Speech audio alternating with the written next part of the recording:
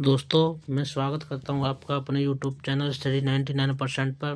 दोस्तों आज हम पढ़ेंगे आरआरबी टेक्नीशियन ग्रेड 3 में पूछे गए मैथ के कुछ महत्वपूर्ण क्वेश्चन। मैथ के क्वेश्चन को देखेंगे दोस्तों।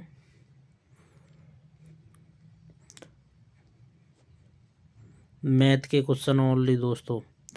ये क्वेश्चन दिया गया है कि एक धनराशि 4 व्यक्तियों ए बी सी और डी के बीच 4:7:9 के 9:3 के अनुपात में वितरित की जाती है।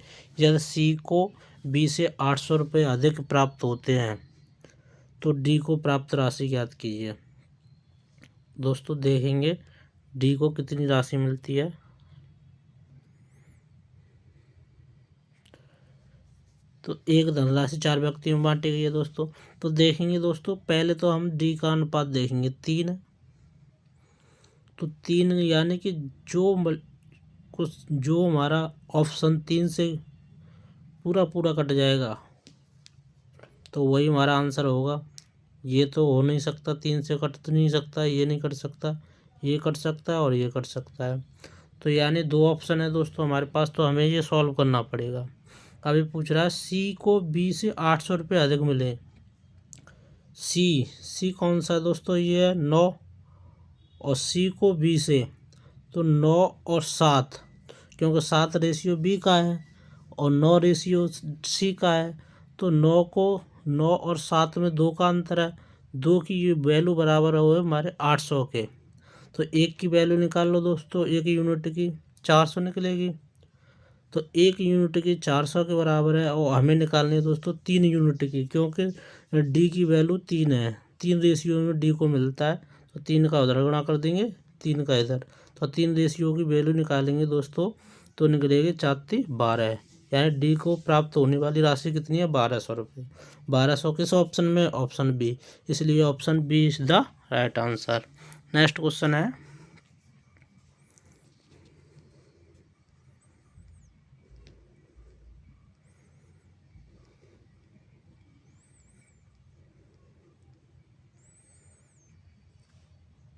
12 और 39 के बीच की सभी प्राकृतिक संख्याओं का औसत ज्ञात कीजिए जो 5 से विभाज्य है। दोस्तों 12 और 39 के बीच 5 से विभाज्य होने वाली तो संख्या पहली हो जाएगी 15 और लास्ट की हो जाएगी 35। तो ऐसा करें ना दोस्तों, इन दोनों को जोड़ दें और 2 का लगा दें भाग, क्योंकि पदों का योग बट्टे पदों की संख्या। और अब कहोगे आपके ये कैसे कर लिया आपने, यदि किसी भी संख्या में समांतर मिले यानी समान हो, तो यानी अंतर समान हो, समान अंतर से कोई भी संख्या बढ़ रही हो तो उसका पहला पद और अंतिम पदों को जोड़ के यदि 2 का भाग लगा दिया जाए तो हमारा औसत निकल आता है। तो इसको भाग लगाएंगे तो ये हो जाएगा 50/2। तो भाग लगाया तो कितना आया 25। 25 किस ऑप्शन में, ऑप्शन 4, इसलिए option 4 is the right answer. Next question है दोस्तों सेक स्क्वायर ए प्लस कोसेक स्क्वायर ए -1 + 1 + tan स्क्वायर ए माइनस कॉट स्क्वायर ए।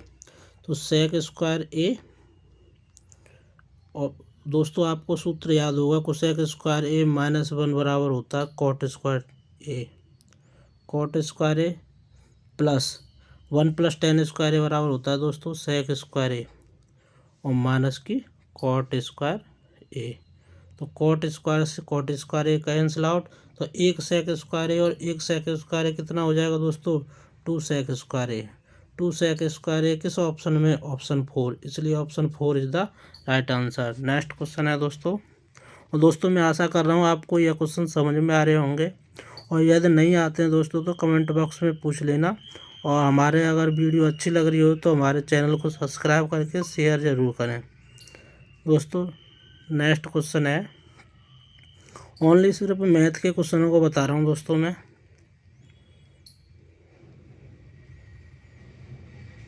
नेक्स्ट क्वेश्चन है, सिम्मी की माँ ने पार्टी के लिए 8 लीटर 785 ml सूप बनाया और इसे यदि सूप को 35 लोगों के बीच समान रूप से वितरित किया गया हो तो प्रत्येक व्यक्ति को कितना सूप दिया गया। तो दोस्तों 8 लीटर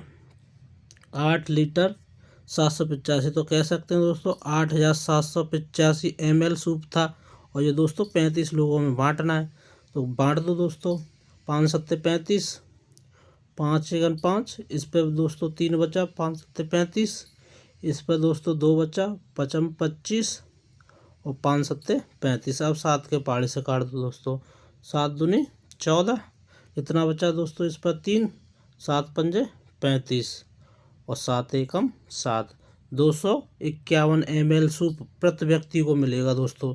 251 ml किस ऑप्शन में? ऑप्शन 1, इसलिए option 1 is the right answer.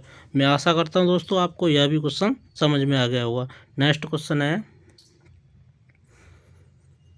यदि एक व्यक्ति 5 रुपये में 6 पेंसिल खरीदता है, 5 रुपये में 6 पेंसिल खरीद रहा है और 6 रुपये में 5 पेंसिलें बेच रहा है, तो दोस्तों जितनी खरीदेंगे पेंसिल उतनी तो बेचेंगे हम।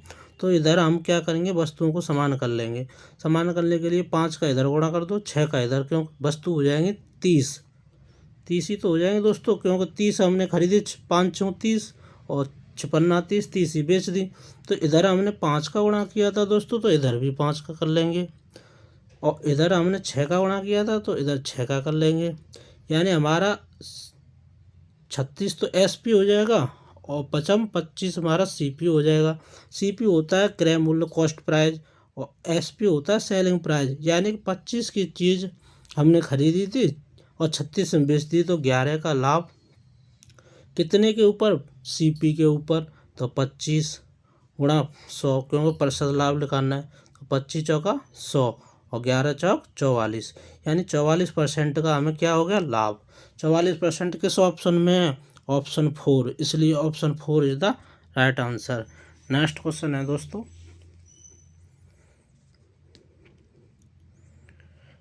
%15 की छूट देने के बाद 20% का लाभ अर्जित करने के लिए एक दुकानदार को किसी वस्तु पर कितना मूल्य अंकित करना चाहिए जिससे क्रय मूल्य उसके 153 के बराबर हो जाए।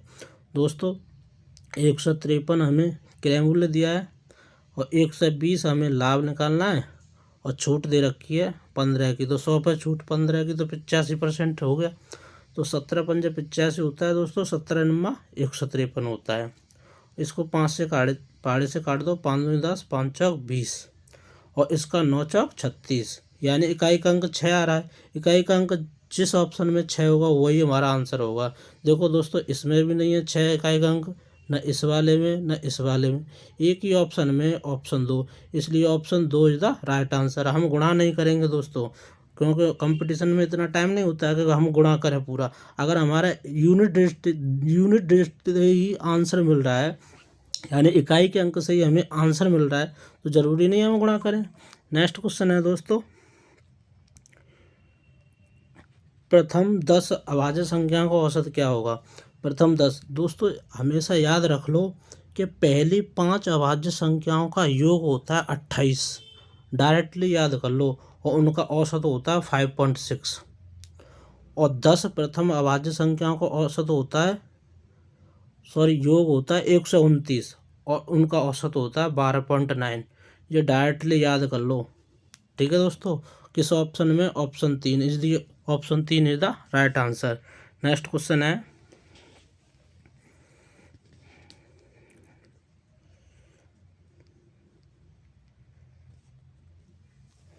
कि ये यदि एक छात्र ए द्वारा कुल 260 अंक प्राप्त हुए तो परीक्षा भौतिक विज्ञान और अंग्रेजी में छात्र को कुल कितने अंक मिले? देखो 100% की वैल्यू दे रखी है इसने 260 के बराबर, तो 0 से 0, तो यानी कि 5% की वैल्यू हम निकाल लेते हैं। कितनी निकलेगी? 2 पंजे 10, 13 निकलेगी। अब आगे पूछ रहा है वो भौतिक विज्ञान कहाँ है दोस्तों? यानी ग्रीन कलर का भौतिक विज्ञान है 25%। और इंग्लिश कितनी है हमारी? येलो कलर की इंग्लिश कितनी है? 10%। तो 25 और 10 मिलाएंगे तो टोटल 35% निकलेगा। तो 35% की वैल्यू निकालनी है हमें। तो 35% करने के लिए दोस्तों तो 7 का इधर गुणा कर दो और 7 का इधर, क्योंकि इधर हो जाएगा 7 पंजे 35। तो 35% की वैल्यू कितनी आ जाएगी दोस्तों? 13 7 91। 91 किस ऑप्शन में? ऑप्शन 4, इसलिए option 4 is the right answer. Next question है दोस्तों, और दोस्तों मैं आशा करता हूँ आपको यह क्वेश्चन समझ में आ रहे होंगे। नेक्स्ट क्वेश्चन है 9/10, 9/10। ठीक है दोस्तों, इसको बोर्ड मास के नियम से सॉल्व करेंगे। इसको पहले सॉल्व करेंगे 4 धाम 40 और 5 एकन 5 यानी 45/50।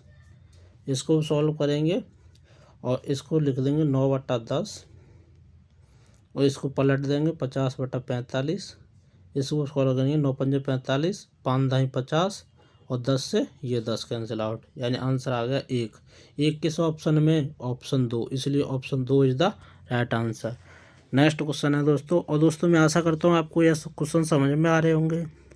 नेक्स्ट क्वेश्चन है 6 + 6 × 6 - 6 का मूल्यांकन कीजिए। तो दोस्तों 6 से 6 कैंसिल आउट, इसका इसमें गुणा करेंगे 6 36। 36 किस ऑप्शन में? ऑप्शन 1, इसलिए option 1 is the right answer. Next question है दोस्तों 50 सेंटीमीटर परिमाप वाले एक आयत की भुजाओं का अनुपात 1:4 दिया है और परिमाप दिया है इसका 50। तो आयत का परिमाप कितना होता है? लंबाई गुणा चौड़ाई 2 कोष्ठक में लंबाई प्लस चौड़ाई। तो इसका इसमें जोड़ेंगे तो 5 हो जाएगा और 2 का गुणा करेंगे तो 10। तो 10 बराबर 50 के, तो 1 बराबर 5 के। तो यानी लंबाई कितनी आ जाएगी हमारी? 5 एकन 5, 5 चौक 20 चौड़ाई आ जाएगी। अब आगे क्या कह रहा है? उस वर्ग का परिमाप क्या है जिसका क्षेत्रफल आयत के क्षेत्रफल के समान है। तो वर्ग का क्षेत्रफल भुजा स्क्वायर होता है, आयत का क्षेत्रफल होता है लंबाई गुणा चौड़ाई।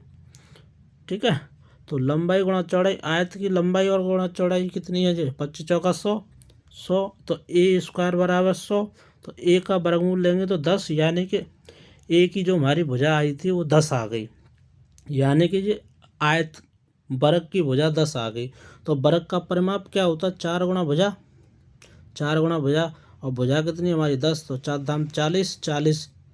तो हमारा 40 आंसर आ गया, यानी कि वर्ग का परिमाप 40 सेंटीमीटर आ गया।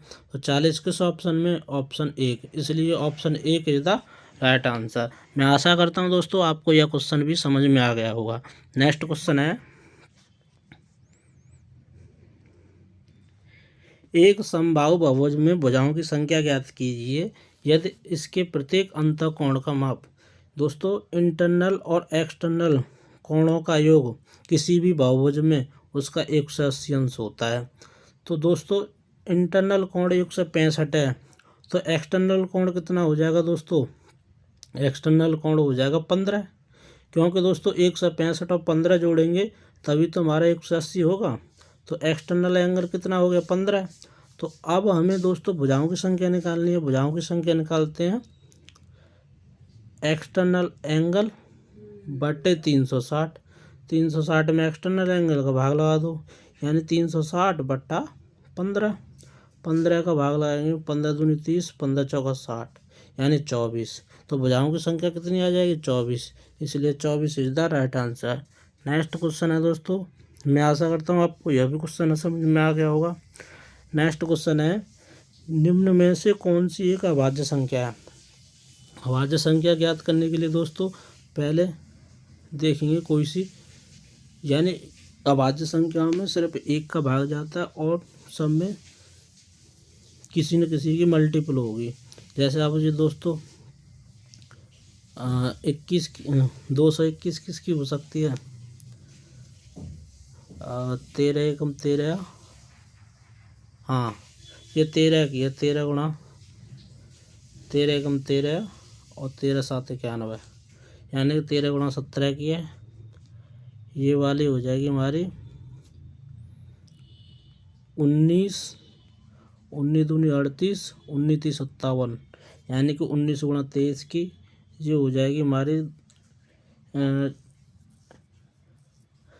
7 दूनी 14, 7 दूनी 14 और 7 21, 7 गुणा 23 की, यानी कि ये सब के मल्टीपल हैं, लेकिन 373 किसी का मल्टीपल नहीं है। इसी अभाज्य संख्या कौन सी हो जाएगी? 373। 373 is the right answer. Next question है दोस्तों, नयन एक काम को 25 दिनों में कर सकता है। तरुण नयन से 25% अधिक कुशल है। तरुण नयन से 25%, 25% फ्रिक्शन वैल्यू 1/4 हुई दोस्तों। तो यानी कि ये कह रहा है तरुण नयन से, तो तरुण है नयन से 25%, ये 4 है तो ये 5 है, तो ये इफिशियंसी का रेशियो है। अब हमें टाइम का रेशियो निकालना है, तो टाइम का रेशियो इसके विपरीत हो जाएगा, 4:5। तो नयन एक काम को 25 दिनों में कर सकता है। नयन यहाँ हमारे क्या है 5 दिनों में कर रहा है, तो 5 के बराबर 25, 25 यानी 1 यूनिट की वैल्यू 5 है। अब निकालना है हमें तरुण उस काम को कितने दिनों में, तो 5, 1 यूनिट की वैल्यू 5 है, तो 4 यूनिट में गुणा कर दो इसका, तो 5 चौक 20, यानी कि अरुण हमारा कितने दिन में काम कर देगा ख़त्म? तरुण कर देगा 20 दिन में। तो 20 किस ऑप्शन में? ऑप्शन 3, इसलिए option 3 is the right answer. Next question है दोस्तों, किसी परीक्षा में उत्तीर्ण होने के लिए एक विद्यार्थी को अधिकतम कुल अंकों में 780 अंक प्राप्त करना अनिवार्य है। सोनाल को 728 अंक मिले, यानी 728 अंक, यानी कि 780 तो लाना अनिवार्य है ही है, लेकिन उसने क्या किया, 728 अंक मिले और उसे 5% से अनुत्तीर्ण घोषित कर दिया। यदि इसको मैं 5% और अंक दे दूंगा तो ये पास हो जाएगा, तो ये पास के बराबर या अंक आ गए इसके। तो 5% की वैल्यू निकालेंगे हम दोस्तों, तो ये कितना हो जाएगा, 780 में से 728 को माइनस कर दो। 728 को जैसे माइनस करेंगे दोस्तों, तो 10 में से 8 गए तो 2, और 7 में से 2 गए तो 5, यानी कि 5% की वैल्यू 52 के बराबर हो गई। अब हमें निकालना है 100%, तो 100% करने के लिए दोस्तों 20 का गुणा इधर करना पड़ेगा और 20 का इधर गुणा करना पड़ेगा। तो 20 500, 100% तो इधर हो गया काम, तो इधर करेंगे 52 दूनी 104 होता है, तो 1040 किस ऑप्शन में? ऑप्शन 1, इसलिए option 1 is the right answer. Next question है दोस्तों, एक महिला ने 4 वर्ष के लिए 7.5% वार्षिक साधारण ब्याज की दर से 85,000 रुपये निवेश किया। वह धनराशि ज्ञात कीजिए जो उसे 4 वर्ष के बाद, यानी कि 4 गुणा 15/2, यानी कि 2 दूनी 4, 15 दूनी 30, यानी 30% उसकी क्या होगी दोस्तों? ब्याज हो गई। तो अब उसका निकालना है हमें क्या दोस्तों? मिश्र धन। तो मिश्र धन हो जाएगा मूलधन। मूलधन का अगर दोस्तों 130% हम निकाल लेंगे ना, तो हमारा क्या निकलेगा? मिश्र धन निकलेगा। तो 130% निकाल लो, 0 0 0 0। अब 2 0 जिसके पीछे आएंगी वही हमारा आंसर होगा। तो इसके पीछे 1 0 है, तो ये तो हो नहीं सकता। इसके पीछे 3 0 है, ये हो सकता नहीं हो सकता। अब 2 0 इसके पीछे, 2 0 इसके पीछे, अब इन दोनों में से एक हो सकता है। अब देखेंगे दोस्तों, 0 0, 13 पंजे 65, यानी कि 2 0 के बाद 5 का होना चाहिए। 2 0 के बाद 5 का कौन सा है ऑप्शन में? ऑप्शन 4, इसलिए option 4 is the right answer. क्योंकि 2 0 के बाद यहाँ पर 6 है, तो 6 वाला तो होगा नहीं, 4 is the right answer. Next question है दोस्तों, और दोस्तों मैं आशा करता हूँ आपको यह क्वेश्चन समझ में आ रहे होंगे। नेक्स्ट क्वेश्चन है, x में से x का 90% घटाने पर x को किससे गुणा करना होगा? x में से x का 90% घटाने पर x को किससे गुणा करना होगा क्या? ठीक है दोस्तों, 0 से 0 करेंगे, इसका इसमें गुणा करेंगे तो 10x, और 10x में से 9x गया तो 1x बटा 10। अब इधर x और क्या, इसकी क्या की वैल्यू निकालनी है हमें। क्या की वैल्यू निकालेंगे, x से x कट गया, क्या की वैल्यू क्या आ जाएगी दोस्तों, क्या की वैल्यू आ जाएगी यानी 1/10 में 10 का 1 में भाग लगाएंगे तो 0.1। 0.1 किस ऑप्शन में, ऑप्शन 3, इसलिए option 3 is the right answer. मैं आशा करता हूं दोस्तों आपको यह भी क्वेश्चन समझ में आ गया होगा। नेक्स्ट क्वेश्चन है दोस्तों, 6 सेंटीमीटर लंबाई की भुजाओं वाले एक समषष्ठभुज का क्षेत्रफल ज्ञात कीजिए। दोस्तों हमें पता है समबाहु त्रिभुज का क्षेत्रफल होता है √3/4 भुजा स्क्वायर। वो कितना दिया है, क्षेत्रफल निकालना है। तो अब दोस्तों √3/4 भुजा की वैल्यू कितनी दे रखी है, 6। तो 6 का कर देंगे 2 दूनी 4 नाम 36। तो 9√3 कितनी आ गया, 9√3। लेकिन एक बात याद रखना है दोस्तों, समषष्ठभुज में 6 हमारे क्या बनते हैं, 6 समबाहु त्रिभुज बनते हैं। तो समबाहु त्रिभुज, तो 6 का गुणा कर देंगे, 9×6 54। तो 54√3, 54√3 यानी कि समषष्ठभुज का क्षेत्रफल आ गया। तो 54√3 किस ऑप्शन में, ऑप्शन 1, इसलिए option 1 is the right answer. Next question है दोस्तों, 40:35 समानुपात 35:k है तो k-1 का मान ज्ञात कीजिए। तो k की वैल्यू निकालनी है पहले दोस्तों, यानी कि बाही पदों का गुणनफल मध्य पदों के गुणनफल के बराबर होता है। तो 35 × 35 बटे 40, 40 और 5 सत्ते 35 होता है, 5×8 40 होता है। तो 5 सत्ते 35, 5×8 40। अब इसका इसमें गुणा करेंगे, 7 पंजे 35 और 7 ते 21, 21 और 3 245/8। तो 245/8 ये के की वैल्यू निकल आई। अब इसमें से एक और घटा देंगे हम, तो हमारा k-1 की वैल्यू निकल आएगी। तो एक इधर से घटाएंगे, शाम सवेरे देखूं तुझको कितना, इसमें से क्या करेंगे, तो k-1 तो 245/8 आया था, इसमें से 8 माइनस कर देंगे, 1 माइनस कर देंगे। तो 245 में से 1 घटाएंगे तो 237/8, 237/8 किस ऑप्शन में, ऑप्शन 1, ऑप्शन 4, इसलिए option 4 is the right answer.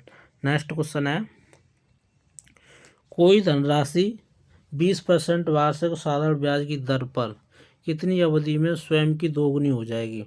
स्वयं की दोगुनी, तो यानी कि अगर हमने किसी से 1 रुपया ले रहे हैं तो वो हमारे 2 हो रहे हैं, तो ब्याज कितने का हो रहा है, 1 का गुणा 100 और दर कितनी हमारी 20 और मूलधन था हमारा 1 रुपया। तो 20×5 100, यानी 100 वर्ष में 5 वर्ष में कितनी हो जाएगी, वो स्वयं की दुगनी हो जाएगी। Option 3 is the right answer.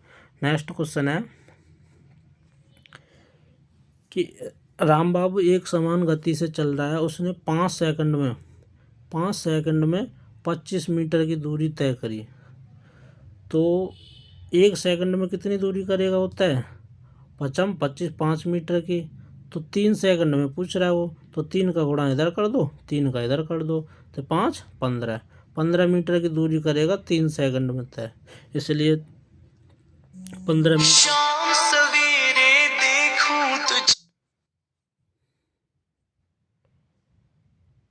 Amit और अमृता की आयु का योग अमित और अमृता की आयु के योग से 15% अधिक है। तो अमित और अमृता की आयु का योग अमित और अमृता की आयु के योग से 15% अधिक है।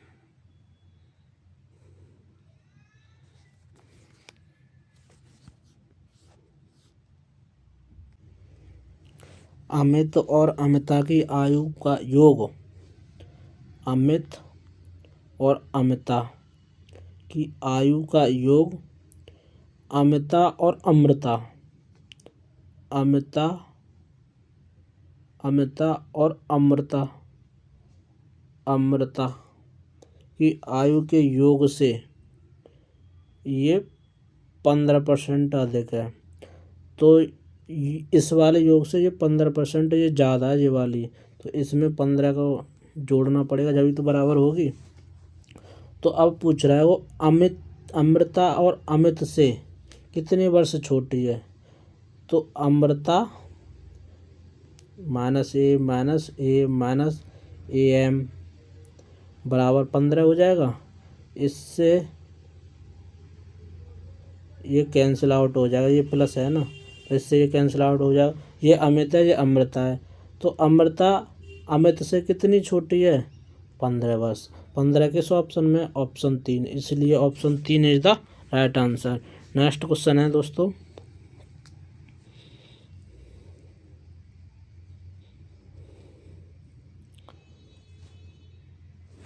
दो पाइप एक्स और वाई एक टंकी को 21 घंटे और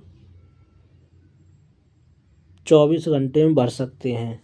तो दोस्तों पहले तो यही 7 यानी कि 3 का मल्टीपल इसमें भी है और इसमें भी है और इसमें भी है, 16 48। तो 3 का मल्टीपल किस ऑप्शन में, ये देख लेते हैं दोस्तों। एक तो 120 है, एक 168 है, ये तो हो नहीं सकता, ये हो नहीं सकता। अब देखेंगे दोस्तों, इनमें 7 का, एक में 7 का आ रहा है, ठीक है, यानी कि 7 का एक अभाज्य गुणनखंड है। तो 7 का भी किस ऑप्शन, 7 से कोई भी कटना चाहिए, तो 120 कट नहीं सकता, 168 is the right answer. Option method से क्वेश्चन को सॉल्व करना सीखो दोस्तों। नेक्स्ट क्वेश्चन है, 3x माइनस के 5y बराबर 7 और माइनस के 6x प्लस 10y बराबर 7 है। तो इसके क्या होगा दोस्तों, 3a1/a2 बराबर b1/b2 बराबर c1/c2 के होता है। तो वह उसके कोई हल नहीं होता, उस समीकरण का कोई हल नहीं होता। तो माइनस का 1/2 ये भी है, 3 दूनी 6, माइनस का 1/2 7/3, यानी ये एक बराबर वैल्यू है। लेकिन ये वाली वैल्यू इसके बराबर नहीं होती है। अगर ये कंडीशन लग रही है तो इसका कोई भी हल नहीं होता है, यानी a1/a2 बराबर होता है b1/b2 के, लेकिन बराबर नहीं होता c1/c2 के। ठीक है दोस्तों। नेक्स्ट क्वेश्चन है,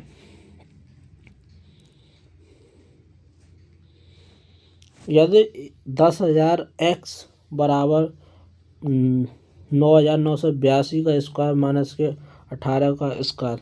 तो आपने दोस्तों 10,000 x, आपने दोस्तों ये वर्गांतर का फॉर्मूला पढ़ा होगा, एक बार धन में एक बार ऋण में। तो इसको एक बार धन में जोड़ेंगे तो ये दोस्तों 10,000 हो जाएगा सीधा, और इसमें से इसको घटाएंगे तो 12 में से 8 गया तो 4, यानी ये तो ये कैंसिल आउट। जिस ऑप्शन में इकाई का अंक 4 होगा वही हमारा राइट आंसर होगा। इकाई का अंक किस ऑप्शन में, ऑप्शन 1, इकाई का अंक 4 एक ही ऑप्शन में, यही हमारा आंसर हो जाएगा। नेक्स्ट क्वेश्चन होगा दोस्तों,